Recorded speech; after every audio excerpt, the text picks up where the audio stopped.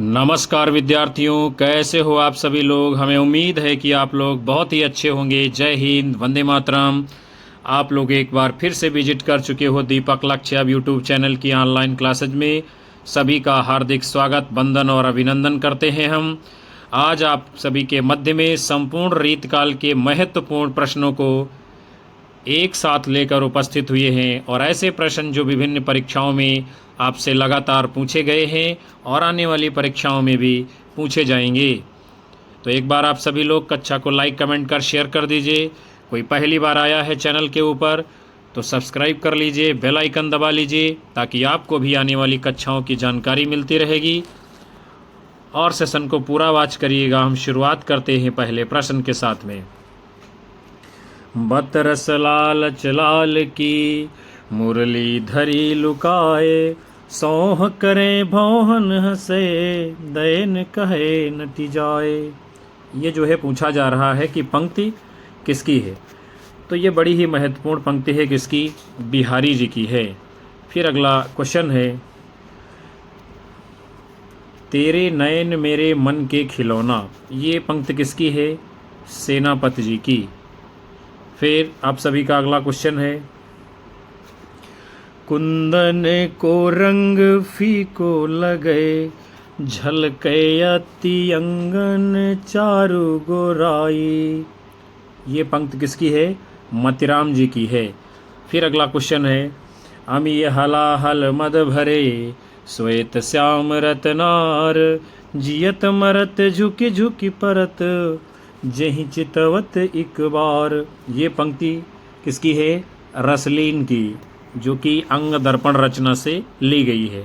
फिर अगला है, ऋतु वर्णन के लिए रीतिकाल में कौन से कवि प्रसिद्ध हैं? तो उनका नाम है सेनापति जी। फिर अगला क्वेश्चन है, रीतिकाल के किस कवि ने भक्ति, श्रृंगार और वीर तीनों में बराबर अधिकार से लिखा है? उनका नाम है पद्माकर कवि। अगला क्वेश्चन है आपका, रीतकाल के अधिकांश कवियों की भाषा कौन सी थी? तो रीतकाल के अधिकांश कवियों की यानी सबकी भाषा लगभग ब्रज भाषा रही है। फिर अगला है, रीति काव्य की भूमिका। ये प्रसिद्ध पुस्तक किसकी है? आलोचना की पुस्तक है डॉक्टर नगेंद्र जी की। अगला है, बिहारी सतसई की भूमिका के रचनाकार कौन है? पदम सिंह शर्मा जी। फिर आपका क्वेश्चन है, ब्रजभाषा व्याकरण के रचयिता कौन है? मिर्जा खां जी। अगला है, जहांगीर जस चंद्रिका। ये रचना किसकी है? केशव दास जी की। आगे बढ़ते हैं हम लोग। फिर अगला है, कवित्र रत्नाकर। यह रचना किसकी है? तो इसको लिखा है सेनापति जी ने। अगला है, रीतकाल की समय सीमा आचार्य शुक्ल के अनुसार क्या है? 1643 से 1843 ईस्वी तक। फिर अगला है, उत्तर मध्यकाल को रीतकाल की संज्ञा किसने दी है? तो उत्तर मध्यकाल को रीतकाल कहा है आचार्य रामचंद्र शुक्ल जी ने। फिर आपका अगला क्वेश्चन है, उत्तर मध्यकाल को श्रृंगार काल नाम दिया है, किसने कहा है? विश्वनाथ प्रसाद मिश्र जी ने। फिर अगला है, काल क्रमानुसार रीतिकाल के प्रथम कवि कौन ठहरते हैं? केशव दास जी। अगला है, आचार्य रामचंद्र शुक्ल ने किस कवि से रीतिकाल का आरंभ माना है? तो चिंतामणि से शुक्ल जी ने रीतकाल का आरंभ माना है। अगला है, श्रृंगार सागर के रचयिता कौन है? मतिराम जी। किसकी है रचना श्रृंगार सागर? मतिराम जी। फिर आपका है, इसमें संदेह नहीं कि काव्य रीति का सम्यक समावेश पहले पहल आचार्य केशव दास ने ही किया है, पर हिंदी में रीति ग्रंथों की अविरल और अखंडित परंपरा का प्रभाव केशव की कवि प्रिया के 50 वर्ष पीछे चला और वह एक भिन्न आदर्श को लेकर, केशव के आदर्श को लेकर नहीं। ये महत्वपूर्ण कथन किसका है? आचार्य रामचंद्र शुक्ल जी का। फिर अगला है, काव्य निर्णय किसकी रचना है? भिखारी दास की है। अगला है, छंद्र प्रकाश के रचयिता कौन है? भिखारी दास जी हैं। फिर अगला क्वेश्चन है, छत्रसाल दशक किसकी रचना है? भूषण कवि की है और भूषण रीतिकाल के वीर रस के कवि माने गए हैं। फिर अगला है, हित तरंगिणी। ये रचना किसकी है? तो इसको लिखा है कृपाराम जी ने। अगला है, तुलसी गंग दुओ भय, सुख विन के सरदार, इनके काव्यन में मिली भाषा विविध प्रकार। ये पंक्तियाँ किसकी हैं? भिखारी दास जी की हैं। फिर अगला है, आखिन मूंदी वे के मिसियानी अचानक पीठी रोज लगावे। बड़ी ही महत्वपूर्ण पंक्ति है। ये किसकी है? मतिराम जी की है। फिर अगला है बिहारी के दोहे पर किसका प्रभाव पड़ा है? गाथा सप्तसती का। अगला है ललित ललाम, ये किसकी रचना है? मतिराम जी की रचना है। फिर अगला क्वेश्चन है आपका, कवि भूषण की उपाधि किस रीतकालीन कवि को मिली है? तो भूषण की उपाधि जो है, कवि भूषण की उपाधि रीतकाल में भूषण जी को मिली है। अगला है केशव को कठिन काव्य का प्रेत किसने कहा है? आचार्य रामचंद्र शुक्ल जी ने। फिर अगला है रीत की अविरल परंपरा किस कवि से मानी जाती है? चिंतामणि जी से। आगे बढ़ेंगे हम लोग। आपका अगला क्वेश्चन है कविकुल कल्पतरु, ये रचना किसकी है? चिंतामणि जी की। फिर है अलंकार पंचाशिका किसकी रचना है? तो ये मतिराम जी की है। फिर है आलम केल किसकी रचना है? तो ये आलम कवि की है। सुजान विनोद किसकी रचना है? देव कवि जी की है।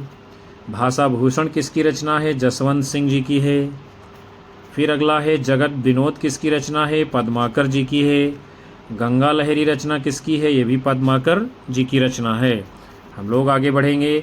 अगला क्वेश्चन है यमुना लहरी, ये रचना किसकी है? ग्वाल कवि की है। छत्रसाल दशक किसकी रचना है? भूषण जी की है। सुधानिधि रचना किसकी है? तोष की है। सुजान चरित रचना किसकी है? सूदन की है। कविकुल कंठाभरण किसने लिखा है? दूल्हा कवि की है। हिंदी साहित्य का प्रथम काव्यशास्त्री ग्रंथ किसे माना गया है? कविप्रिया रचना को, जो कि केशवदास की है। विज्ञान गीता ये रचना किसकी है? ये भी केशवदास जी की है। हम सभी लोग आगे बढ़ेंगे। फिर आपका अगला क्वेश्चन है भाव विलास, ये रचना किसकी है? देव जी की है। लक्षण श्रृंगार रचना किसकी है? मतिराम की है। वेद में बखानी तीन लोकन में ठुकरानी, ये पंक्ति किसकी है? सेनापति जी की है। फिर अगला है किसको अलंकारवादी आचार्य कहा जाता है? केशवदास जी को। अगला है कृपा कांड, ये रचना किसकी है? घनानंद जी की। काव्य कल्पद्रुम, ये रचना किसकी है? सेनापति जी की। इश्कनामा और बिरहवारिस, ये रचनाएं किसकी हैं? बोधा कवि जी की। आगे बढ़ते हैं हम लोग। फिर आपका अगला क्वेश्चन है काव्य निर्णय, ये प्रसिद्ध रचना किसकी है? भिखारी दास जी की है। फिर अगला है इनमें रीति शब्द का अर्थ नहीं, प्रणाली, पद्धति, मार्ग, पंथ, रचना, ये आपसे पूछा गया है। तो रीत माने प्रणाली भी होता है, मार्ग भी होता है, पद्धति भी होता है, शैली भी होता है, रचना नहीं होगा। फिर अगला है संस्कृत साहित्य में रीति का अर्थ क्या है? विशिष्ट पद रचना रीति, आचार्य वामन जी ने कहा है। फिर अगला है मोहम्मद शाह को जो है रंगीला क्यों कहा जाता है? रसिकता के कारण उसको रंगीला कहा जाता है। फिर अगला है रीति काव्य कविता का एक शुद्ध कला मार्ग था। संस्कृत के आचार्यों ने काव्य शिल्प और काव्य सौष्ठव के विवेचन के लिए जो सिद्धांत और लक्षण निश्चित किए थे, उनके आधार पर लक्षणों सहित अथवा लक्षण रहित जो काव्य रचना की जाती थी उसे क्या कहा जाता था? उसे रीति काव्य कहा जाता था। हम सभी लोग अगले क्वेश्चन को देखते हैं। जिन ग्रंथों में शास्त्रीय चर्चा भी की गई तथा उसे के उदाहरण स्वरूप मुक्त पद्यों की रचना भी, अर्थात लक्षण लक्ष्यबद्ध, दूसरे शब्दों में जिन ग्रंथों में लक्षण तथा लक्ष्य दोनों रूपों को समुचित स्थान मिला उन्हें क्या कहेंगे? रीतिबद्ध। फिर अगला है केशव की रसिक प्रिया और कवि प्रिया के निर्माण का रचना काल क्या है? तो रसिक प्रिया संवत 1648 और कवि प्रिया 1658 में। फिर अगला है बुंदेलखंड के चंपत राय के पुत्र का नाम क्या था? महाराज छत्रसाल, यानी छत्रसाल किसके पुत्र हैं? चंपत राय के। फिर अगला है कविवर लाल ने अपने ग्रंथ छत्र प्रकाश में किसकी वीरता और बलिदान का ओजस्वी वर्णन किया है? महाराज छत्रसाल जी का। फिर अगला क्वेश्चन है आपका शुक्ल जी के अनुसार रीतिकाल के अंतर्गत संवत 1700 से 1900 तक पूरी 2 शताब्दियां आ जाती हैं, ये कथन क्या है? सही है। फिर अगला है हित तरंगिणी संवत 1598 ईस्वी, माफ़ करिएगा। हित तरंगिणी क्या है? संवत 1598 इसका रचना काल है। और रस निरूपक आचार्य ये कृपाराम जी की रचना है। फिर अगला है रामभूषण अलंकार चंद्रिका, ये रचनाएं किसकी हैं? गोप कवि जी की। अगला है श्रृंगार सागर संवत 1615, मोहन मिश्र का किस प्रकार का ये ग्रंथ है? तो नायिका भेद विषय ग्रंथ है। अगला है चरखारी के मोहनलाल मिश्र ने श्रृंगार संबंधी कौन सा ग्रंथ लिखा है? श्रृंगार सागर। किसने? मोहनलाल मिश्र जी ने। हम सभी लोग आगे बढ़ेंगे। आपका अगला क्वेश्चन है कर्णाभरण, श्रुतिभूषण, भूपभूषण, ये 3 अलंकार संबंधी ग्रंथ किसके हैं? कर्णेश कवि के। फिर अगला है इंद्रजिमि जंभ पर बाड़व सुवंभ पर, रावण सदंभ पर रघुकुल राज है। ये पंक्ति किसकी है? बहुत ही शानदार है, कवि भूषण जी की है। फिर अगला है अरुण गातयति प्रात पदमिनी प्राणनाथ भय, ये पंक्ति किसकी है? केशवदास जी की है। अगला है जो न जुगति पिय मिलन की, धूरि मुक्ति मुख दीन, जो लहिए संग सजन तो धरक नरक हूँ कीन, ये पंक्ति किसकी है? बिहारी जी की। आगे बढ़ेंगे हम लोग। फिर आपका अगला क्वेश्चन है देव कहाँ के रहने वाले थे? तो ये इटावा के रहने वाले थे। देव का पूरा नाम क्या था? देवदत्त था। कितनी वर्ष की अवस्था में और कब भाव विलास की रचना की है? तो 16 वर्ष की अवस्था में संवत 1746 में रचना की है भाव विलास की देव कवि ने। अगला है देव का जन्म कब माना जाता है? संवत 1730 में। फिर है देव का मृत्यु काल कब है? संवत 1824 में। फिर आपका अगला क्वेश्चन है देव ने अपने 2 ग्रंथ भाव विलास और अष्टयाम, कौन कौन से ग्रंथ है? भाव विलास और अष्टयाम, ये किस आश्रयदाता को भेंट किए हैं? आजम शाह जी को। फिर अगला है देव ने भवानी विलास ग्रंथ की रचना किसके नाम पर की है? चरखी ददरी पति राजा सीताराम के भतीजे भवानी दत्त वैश्य के नाम पर भवानी विलास लिखा है। अगला है देव ने कुशल विलास की रचना किसके लिए की है? फफूंद रियासत के राजा कुशल सिंह के लिए। फिर अगला है देव ने रस विलास की रचना किसके लिए की है? राजा भोगी लाल के लिए। आगे बढ़ते हैं हम लोग। देव ने अपना ग्रंथ प्रेम चंद्रिका किसको समर्पित किया था? इटावा के समीप ड्योंडिया खेरा के राजा जमींदार राव मर्दन सिंह के पुत्र उद्योत सिंह के लिए लिखा था प्रेम चंद्रिका। फिर आपका अगला क्वेश्चन है सुजान विनोद की रचना किसके लिए की गई? किसके लिए की गई है? दिल्ली के रईस पतिराम के पुत्र सुजान मणि के लिए लिखी गई है सुजान विनोद। फिर अगला है देव ने पिहानी के अधिपति अकबर अली खां को कौन सी रचना समर्पित की है? सुख सागर तरंग। फिर है देव की रचनाओं की संख्या कितनी बताई जाती है? 52। अगला है निम्न पंक्ति किसकी है? दधि घृत मधु पायस तजी वायसु चाम चबात, ये पंक्ति किसकी है? देव जी की। फिर आपका अगला क्वेश्चन है पंक्तियाँ किसकी हैं? जो ब्रज सो ब्रज जासो लसय तिहु काल घड़ी ब्रज बाल लहावे, ये पंक्ति किसकी है? देव कवि की। क्या है? जो ब्रज सो ब्रज जासो लसय तिहु काल घड़ी ब्रज बाल लहावे। फिर अगला है पंक्ति किसकी है? खेल में खेलत खेल नए नए नाही में नाह सो नेह जनावे, ये पंक्ति किसकी है? देव कवि की है। फिर अगला है नूपुर संजुत मंजु मनोहर जावत रंजित कंज से पायन, ये पंक्ति किसकी है? देव जी की है। फिर अगला है चाल मरालन ही सिखई नखते सिखयो मधु की मधुराई, जानती हूँ ब्रज भू पर आए सबय सिख रूप की संपत्ति पाई, ये पंक्ति किसकी है? देव कवि की। फिर जो है आपका अगला क्वेश्चन है बेनी बनाए के मांग गुही तहि माह रही लर हीरन की फबी सोम के शीस मनोतम तोम ही मध्य में चीर कढ़ी रवि की छवि। ये पंक्ति किसकी है? ये भी जो है देव कवि की है। फिर अगला है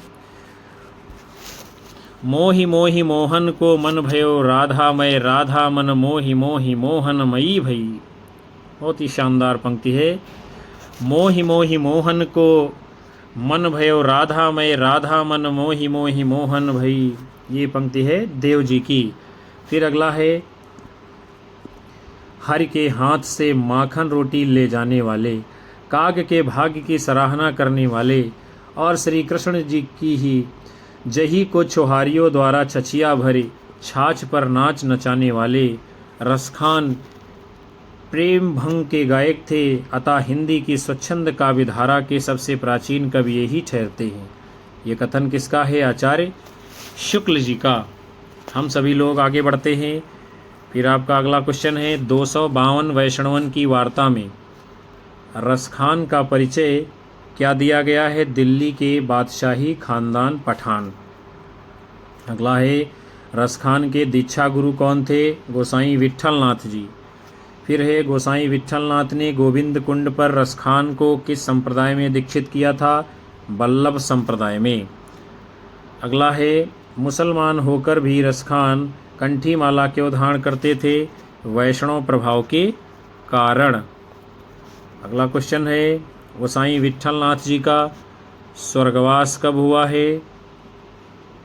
संवत 1642 में।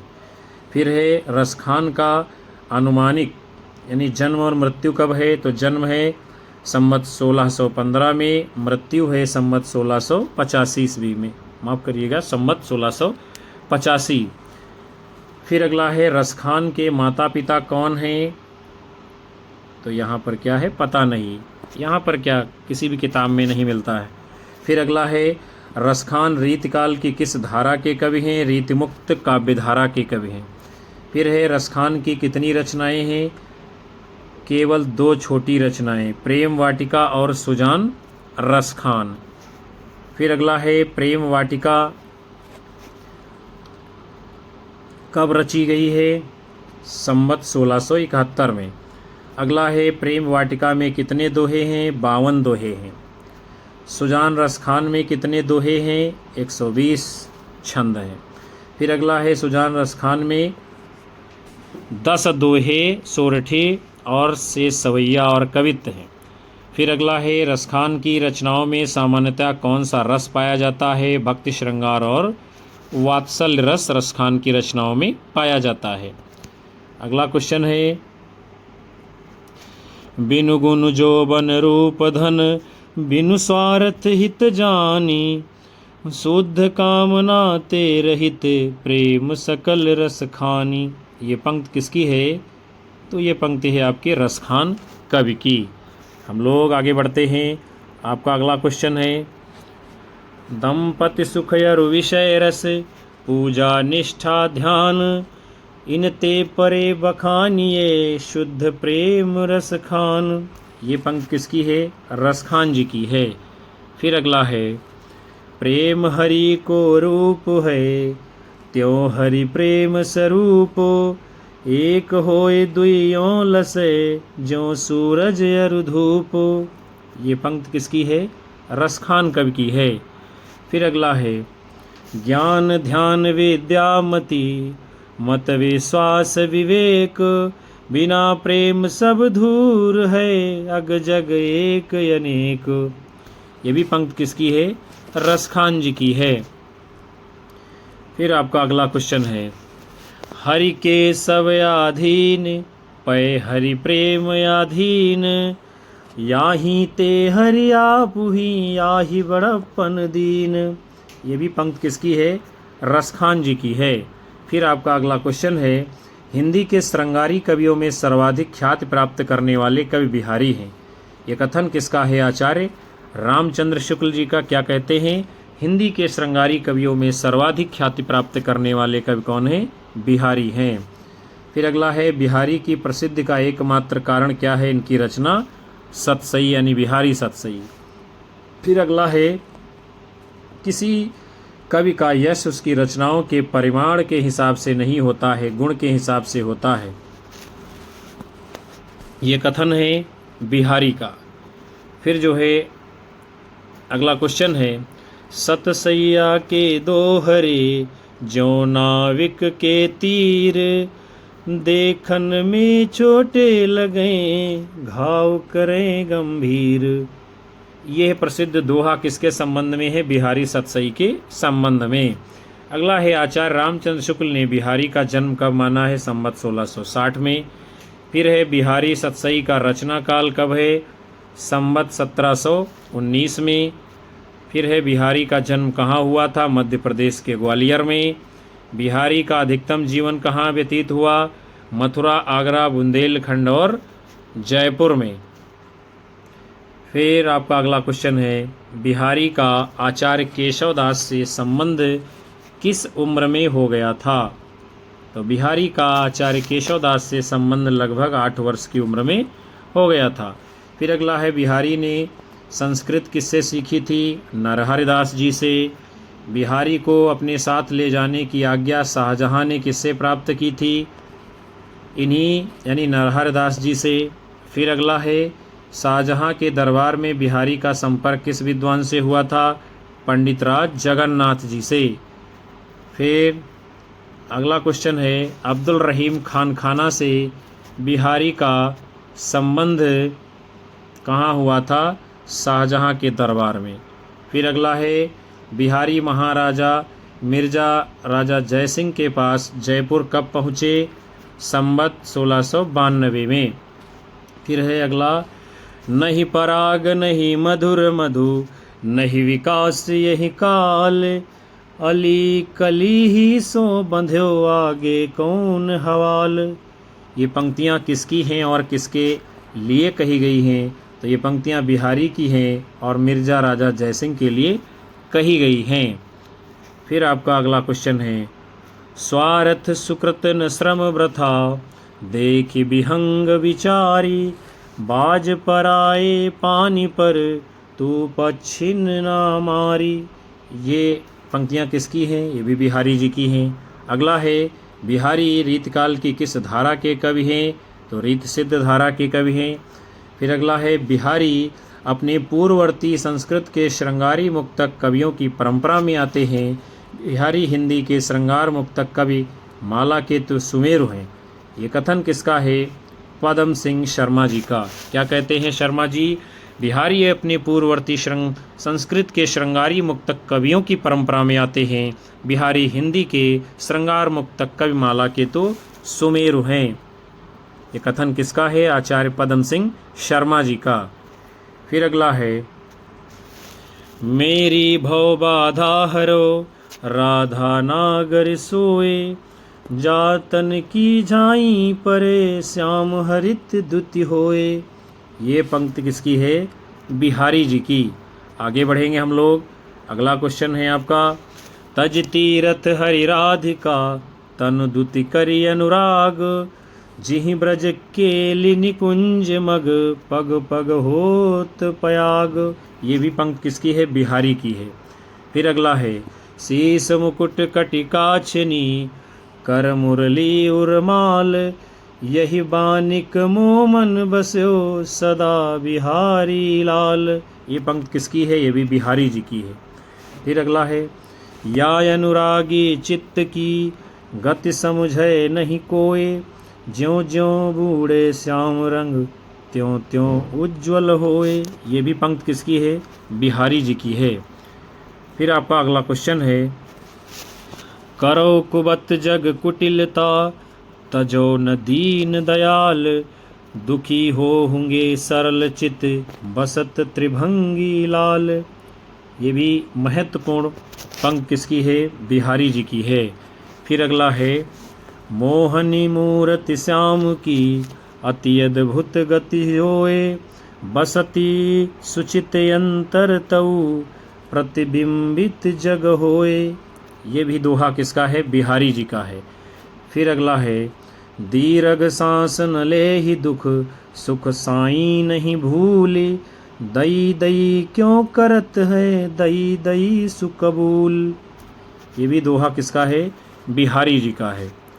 फिर आगे बढ़ेंगे हम लोग। चिरजीवो जोरी जुरे क्यों न स्नेह गंभीर, को घटिए वृष भानु जावे हलधर के वीर। ये भी पंक्ति किसकी है? बिहारी जी की है। फिर अगला है, अजो तरयो नाही रह्यो श्रुति सेवक एक रंग, नाक बास बेसरि लह्यो बस मुख तनिको संग। ये पंक्ति किसकी है? बिहारी जी की है। फिर अगला है, श्रृंगार सागर किसकी रचना है? चरखारी के मोहनलाल मिश्र जी की। फिर अगला है, कर्णाभरण श्रुतिभूषण भूपभूषण नामक 3 अलंकार संबंधी ग्रंथ किसने लिखे हैं? कर्णेश कवि जी ने। आगे बढ़ेंगे हम लोग। आपका अगला क्वेश्चन है, रस निरूपण और अलंकार निरूपण का इस प्रकार सूत्रपात हो जाने पर केशवदास जी ने काव्य के सब अंगों का निरूपण शास्त्रीय पद्धति पर किया है। इसमें संदेह नहीं कि काव्य रीति का सम्यक समावेश पहले पहल आचार्य केशव ने ही किया है, पर हिंदी में रीति ग्रंथों की अविरल और अखंडित परंपरा का प्रवाह केशव की कविप्रिया के प्रायः 50 वर्ष पीछे चला, और वह भी एक भिन्न आदर्श को लेकर, केशव के आदर्श को लेकर नहीं। ये कथन किसका है? आचार्य रामचंद्र शुक्ल का। फिर अगला है, हिंदी में रीति काव्य प्रायः उपेक्षा का ही भागी रहा है। ये कथन किसका है? डॉक्टर नगेंद्र जी का। क्या कहते हैं कि हिंदी में रीति काव्य प्रायः उपेक्षा का ही भागी रहा है। फिर अगला है, द्विवेदी युग के आलोचकों ने इस कविता को नीति भ्रष्ट कहकर तिरस्कृत किया। छायावाद के प्रतिनिधि कवि लेखक इसको अतीन्द्रिय और स्थूल कहकर हेय समझते रहे, और आज का प्रगतिशील समीक्षक इसको सामंतवाद की अभिव्यक्ति मानकर प्रतिक्रियावादी कविता कहता है। ये कथन किसका है? डॉक्टर नगेंद्र जी का। क्या कहते हैं नगेंद्र जी? द्विवेदी युग के आलोचकों ने इस कविता को नीति भ्रष्ट कहकर तिरस्कृत किया। छायावाद के प्रतिनिधि कवि लेखक इसको अतीन्द्रिय और स्थूल कहकर हेय समझते रहे, और आज का प्रगतिशील समीक्षक सामंतवाद की अभिव्यक्ति मानकर प्रतिक्रियावादी कविता कहता है। ये कथन है डॉक्टर नगेंद्र जी का। फिर अगला है, शाहजहां के ज्येष्ठ पुत्र का नाम क्या है? दारा शिकोह। अगला है, मारि तुरक को मोह मुरकायो रन में विजय बुंदेला पायो। ये किसकी पंक्तियां हैं? कवि और लाल के ग्रंथ छत्र प्रकाश से ली गई हैं। फिर अगला है, नादिर शाह का आक्रमण कब होता है? 1738 ईस्वी में। आपका अगला क्वेश्चन है, अहमद शाह अब्दाली ने दिल्ली पर कब आक्रमण किया है? 1761 ईस्वी में। फिर अगला है, शाहजहां के समय में हिंदुस्तान का समाज सामंती आधार पर स्थित था। सम्राट इस सामाजिक व्यवस्था का केंद्र था। उसके अधीन मनसबदार या अमीर थे जो ऊंचे ऊंचे ओहदों पर थे। इनके बाद साधारण कर्मचारियों का वर्ग था जो राज्य के छोटे छोटे विभागों में काम करते थे। उस समय का मध्य वर्ग अधिकतर इन्हीं लोगों से निर्मित था। इसके अतिरिक्त व्यापारी, साहूकार, दुकानदार आदि भी थे, परंतु ये लोग आर्थिक दृष्टि से मध्य वर्ग की स्थिति में होते हुए भी शिक्षा और संस्कृत से हीन थे। निम्न वर्ग में नौकरी पेशा लोगों और मजदूरों के अतिरिक्त भारत का बृहद कृषक समुदाय भी था जो सोना पैदा करके मिट्टी पर गुजर रहा था। ये कथन किसका है? डॉक्टर ईश्वरी प्रसाद जी का। आगे बढ़ेंगे। फिर आपका अगला क्वेश्चन है, व्याकरण के आधार पर गत्यर्थक रिंग धातु से इक्तिच प्रत्यय करके इसकी जो व्युत्पत्ति कही जाती है उसमें यह मार्ग का वाचक ठहरता है। ये कथन क्या है? सत्य है, यानी रीत काल के विषय में है ये। फिर अगला है, बात यह है कि व्यक्ति का अथवा वर्ग विशेष का अपने भावों की अभिव्यक्ति व्यापारगत अनुकरण और अनुसरण का एक लक्ष्य हो जाता है तो उनकी विधात्री पद्धति विशेष शब्द मार्ग संज्ञा द्वारा स्वीकृत मानी जाती है। ये कथन है किसका? आचार्य दंडी जी का। फिर अगला है, रीति सुभाषा कवित की वर्णत बुध अनुसार। यह जो है पंक्ति है किसकी? चिंतामणि की कविकुल कल्पतरु ग्रंथ से ली गई है। रीति सुभाषा कवित की वर्णत बुध अनुसार। फिर आपका अगला क्वेश्चन है, आगे के कवि रीचि हैं तो कविताई, न तो राधिका कन्हाई सुमिरन को बहानो है। ये पंक्ति किसकी है? भिखारी दास जी की। अगला है, भाषा भूषण ग्रंथ को जो देखे चितलाए, विविध अर्थ साहित्य रस ताहि सकल दर्शाए। ये पंक्ति किसकी है? जसवंत सिंह जी की। फिर अगला है, धुनि अवरेव कवित गुण जाति, मान मनोहर ते बहुभांति। ये है पंक्ति किसकी है? तुलसीदास जी की। हम सभी लोग आगे बढ़ते हैं। सम्राट अकबर दिल्ली के राज्य सिंहासन पर कब बैठा था? सन 1556 में। अगला है, संतन को कहाँ सीकरी सो काम, आवत जात पनहिया टूटी बिसर गयो हरिनाम। ये कथन किसका है? यानी पंक्ति कुंभन दास जी की। फिर अगला है, देव सबय सुखदायक संपत्ति, संपत्ति दंपति दंपति जोरी। ये पंक्ति किसकी है? देव जी की। फिर अगला है, रीति का समर्थन करते हुए अलंकार और रस को गौड़ स्थान किसने दिया है? आचार्य वामन जी ने। अगला है, उद्भट किस वाद के समर्थक थे? अलंकारवाद के। फिर अगला क्वेश्चन है, ध्वनि सिद्धांत का प्रतिष्ठापन किसने किया है? आनंदवर्धन जी ने। अगला क्वेश्चन है आपका, क्या मम्मट किस शताब्दी के थे? तो आचार्य मम्मट ये जो है किस शताब्दी के हैं? 11वीं शताब्दी के। आगे बढ़ते हैं। आपका क्वेश्चन है, जयदेव किस शताब्दी के थे? तो जयदेव जी या 13वीं शताब्दी के हैं। गीत गोविंद किसकी रचना है? जयदेव जी की है। विश्वनाथ जी किस शताब्दी के हैं? तो ये जो है 14वीं शताब्दी के हैं। फिर अगला क्वेश्चन है, संस्कृत का अंतिम प्रकांड आचार्य जगन्नाथ और हिंदी का प्रथम प्रतिनिधि आचार्य चिंतामणि, ये दोनों समकालीन थे। जगन्नाथ शाहजहां का सभा पंडित था और चिंतामणि को शाहजहां द्वारा पुरस्कृत किया जाना इतिहासों उल्लिखित घटना है। ये कथन कैसा है? सत्य है। आगे बढ़ते हैं हम लोग। अगला क्वेश्चन है, बहुत बड़ा है। हिंदी में लक्षण ग्रंथों की परिपाटी पर रचना करने वाले जो सैकड़ों कवि हुए हैं, वे आचार्य की कोट में नहीं आ सकते। वे वास्तव में कवि ही थे। उनमें आचार्य के गुण नहीं थे।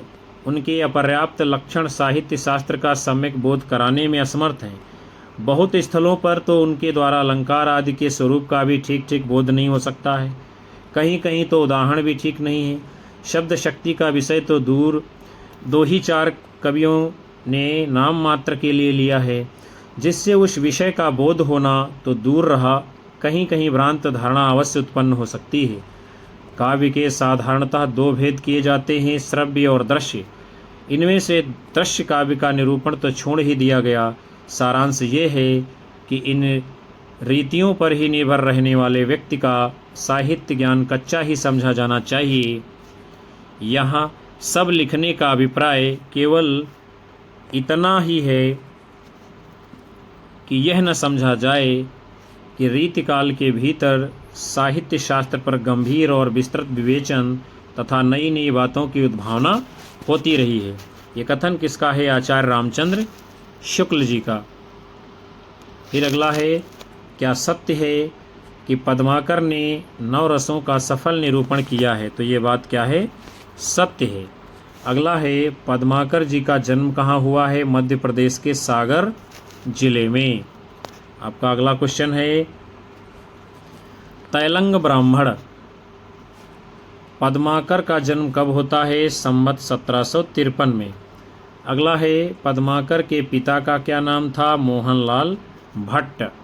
फिर है, पद्माकर की मृत्यु कब हुई है? 1833 में। और कहाँ होती है? कानपुर में। आगे बढ़ते हैं हम लोग। अगला क्वेश्चन है, पद्माकर की प्रमुख कृतियाँ कौन कौन सी हैं? हिम्मत बहादुर विरुदावली, पद्माभरण, जगत विनोद, प्रबोध 50, गंगा लहरी, प्रताप सिंह विरुदावली, कल 25। फिर अगला है क्वेश्चन, पद्माभरण और जगत विनोद पद्माकर के मौलिक रीति ग्रंथ हैं, यह बात क्या है? सत्य है। पद्माभरण और जगत विनोद ये कैसे ग्रंथ हैं? मौलिक रीति ग्रंथ हैं। फिर अगला है, जिन्होंने ना तो लक्षण ग्रंथ लिखे ना रीति का अनुसरण किया, वे किस प्रकार के कवि हैं? वे हैं रीति मुक्त कवि। अगला है, आचार्य रामचंद्र शुक्ल ने अपने हिंदी साहित्य के इतिहास में सेनापति को किस प्रकार का कवि माना है? फुटकल भक्त कवि। आगे बढ़ेंगे। अगला क्वेश्चन है, सेनापति के किस ग्रंथ में नायिका भेद, विरह वर्णन के प्रसंग, षट ऋतु वर्णन तथा चमत्कार चारुत्व देखने को मिलता है? तो उस ग्रंथ का नाम है कवित्त रत्नाकर।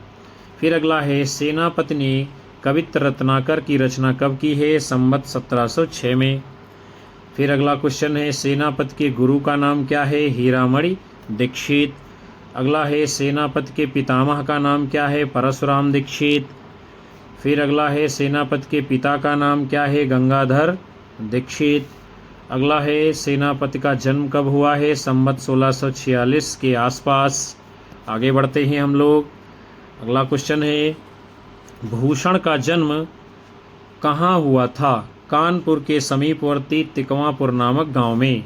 फिर अगला है, भूषण के पिता का क्या नाम है? रत्नाकर त्रिपाठी। भूषण का जन्म काल है संवत 1670। फिर अगला है, भूषण को भूषण की उपाधि किसने दी है? चित्रकूट के राजा रुद्रशाह सोलंकी ने।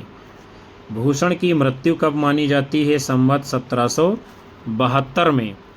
फिर आप सभी लोगों का अगला प्रश्न है, केशवदास का जन्म काल कब माना जाता है? संवत 1612 में। केशवदास की मृत्यु कब मानी जाती है? संवत 1674 में। फिर अगला क्वेश्चन है आपका, केशवदास के पिता का क्या नाम था? काशीनाथ। फिर अगला है, केशव के पितामह का क्या नाम था? कृष्णदत्त। अगला है, केशवदास के द्वारा लिखे गए ग्रंथ या उनकी रचनाएं।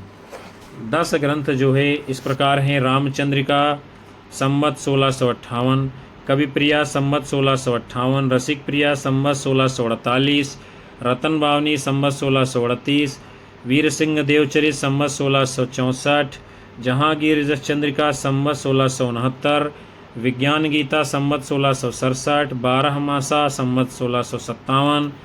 इधर इनके 2 और ग्रंथ उपलब्ध होते हैं, शिखनक संवत 1657 और छंदमाल संवत 1659। आगे बढ़ते हैं। फिर आपका अगला क्वेश्चन है, केशव ग्रंथावली का प्रकाशन जो है किसने किया है? हिंदुस्तान एकेडमी इलाहाबाद से। फिर अगला है, हमारी दृढ़ भावना है कि केशव ने हिंदी को महान गौरव प्रदान किया, जिस प्रकार तुलसी अपनी सरलता और सूर अपनी गंभीरता के हेतु सराहनीय है, वैसे ही वरन उससे भी बढ़कर केशव अपनी भाषा की परिपुष्टता के लिए प्रशंसनीय है। ये कथन किसका है? श्याम सुंदर दास जी का। क्या कहते हैं श्याम सुंदर दास जी?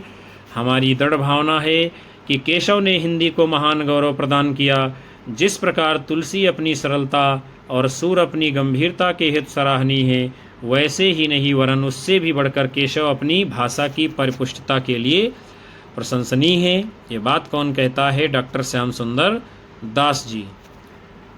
फिर जो है, रामचंद्रिका के प्रमुख संवाद कौन कौन से हैं देखते हैं हम लोग।